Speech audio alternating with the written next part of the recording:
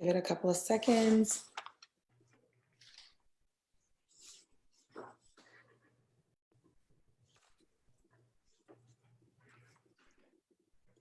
Hello, this is Kayla Houston with All Things HTX, powered by Connect Realty. And today I am with Mr. Peter Huynh, the VP of Medicare Benefits and Operations at the Trusted Benefit Group. Thank you so much for joining me today, Peter. Thank you for having me here, and thank you for all those who are on Facebook Live. So this is an opportunity not to mess.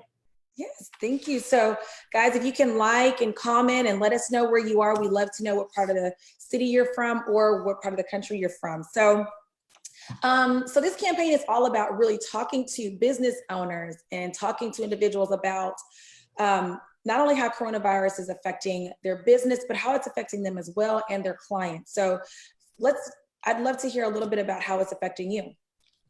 Yeah, that's a great question. I think coronavirus is affecting everyone, especially our seniors, and that's kind of like the area I focus on. Or as you know, our seniors those are in their 60s and 70s and on, are more susceptible to this virus than most of the young ones. So, but yeah, those are the people that we have to reach out to, especially because they're harder to get around. The grocery stores are all packed and everything. So. I'm the one making sure that our community here and where I'm at here in the gallery, I'm making sure all of our seniors are doing well, making sure they got their toilet paper, their hand sanitizer, and all of that. So, but yeah, we got to keep them healthy. They've helped us so much in their lives, and now it's our turn to return that favor. So, but yeah. Cool. Well, so I want to ask you, what are you doing now to help those individuals, those seniors that are your clients, and those others that are in need right now? So for those who don't know what I do, I'm a Medicare broker. I help our seniors navigate through Medicare when they approach 65 and on. So during this time, I think a lot of the people who've been reaching out to me, since companies are shutting down and the mandate of ordinance, so basically a lot of industries are just slowing down, some to a standstill, some are just barely crawling, is some of the older employees, they're just saying, you know what, I'm just going to call off my retirement a little earlier, or say, hey, this division gets laid off, So they're used to group health. They're used to getting their health insurance through a company, and that's called group health. And when that terminates and when they are over 65, they have to enter and navigate through the system here in America for health insurance called Medicare. It's a can of worms. It's very confusing at times. There's a lot of rules, guidelines. The principles and the logic behind it all somewhat makes sense. There's a logic to that, but to explain that, to understand that on your own, that's kind of like the dilemma a lot of people are having out there. So I make myself available as a resource to say, hey, Peter, how does this work? Do I need this? What are the penalties? Are there penalties? So I help our seniors figure that out. Right. Awesome. And that's a very needed service right now with our current situation. So, so tell me, who should be worrying about Medicare right now? And what are the questions that they need to be asking? Yeah, so I kind of tailing in with the last answer I had. The ones who should be worrying about it are those who are 64, 65, or their group health doesn't look like it's gonna survive in that regards. And so those are the ones like, should I be worrying about this? What should I ask? And so sometimes we don't know what we don't know or what we should know. And so these are the questions you need to ask is, when is my group health ending? And so if it does end, that means how do I get my health insurance? So the question you should be asking is, when does my Medicare start if I'm past 65? How do I get it to start? Is it automatic? For some people it's automatic, for some people it isn't. So there's a fine distinction between that. Some people sit around waiting for that and they don't know when it's going to start.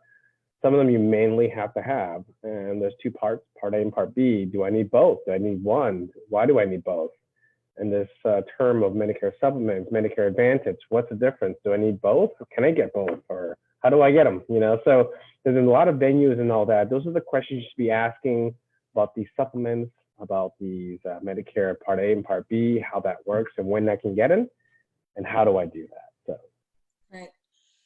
Do you experience a lot of children of seniors that try to help out in times like this, and you get a lot of questions from them? Yes, absolutely. So Kayla, like people like you and me we're taking care of our parents. And so our millennials or Gen Xers taking care of our baby boomer parents who now, some of them are okay. They're tech savvy, they figure it out, they understand the system very well. For those who are, for example, immigrants, like my parents came over from Vietnam, they may not know the system that well, or they don't need to worry about it until they're getting 64, 65. And they're like, son and daughter, figure it out. And of course, we're trying to figure out, I don't know, right? So you have those experts, you have those specialists to be able to navigate that. I mean, I could do my own taxes, but I have no idea how to do them. So I got a CPA to do that for me, or an electrician. Same thing here is Medicare Broker enables to make sure that whatever the needs are addressed. And so I always focus on the 4Ds, our doctors, our drugs, our dollar disposition, and finally our deadlines. And those are the navigating stars that helps me figure out what's best for mom and dad. Awesome. Yeah. Awesome. So with that being said, what would be the best way for a child or even someone that's going to be a Medicare beneficiary to reach out to you? From what I understand, it's not good for you to reach out to them, correct? Right. So we as brokers and as agents and as specialists, we have a rule that we cannot reach out to our seniors or solicit in that regard. So it's kind of the same rules that lawyers have as well. So they're never out there just soliciting themselves. So anyone who needs us, or think of us like a book on the shelf, you have to reach out to us, pull us off the shelf and say, hey, I need this thing to figure out. Teach me, help me understand this, So my approach is more of education and advocacy. And so I educate how it works. And then after that, knowing what the needs are, maybe this or this as an option. So, but yeah, our seniors have to initiate the first contact. I, as a broker and a Medicare specialist, cannot. Got it. Okay. Yep. Awesome. So, well, I know that we're going to add all the information of ways to contact you. What is the best way? I know that they need to reach out to you. Do you have a certain type of platform that you'd rather them call, email, send you a message, or is it all okay? So as a millennial, all means of communications are the best. Mail, of course, is the slowest. Do not try to mail me something, but for all you millennials and Gen Xers out there who are taking care of mom and dad, a simple social media, Facebook message, or just the Instagram message there. If you need my cell phone, you can just DM me at the bottom. You just text me, hey, look, I need to chit chat with you. I had a couple questions, For those who are not tech savvy as much, I do have an email. Maybe I can include that in the DM as well. So email is very universal. So I usually try to stay on the Facebook platform. I also stay on the email because our seniors are more familiar with those means of communication. So, but yeah, awesome.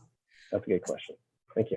Yeah, I'm so glad you're very knowledgeable. I've talked to you so many times about this whole Medicare thing, and I'm glad that you're offering yourself as a resource to be of assistance, not only to the seniors, but to their families as well, to kind of guide them through such a confusing thing, because I think it's very confusing. Like you mentioned before, you just don't know what you don't know, right? So thank you again for offering yourself.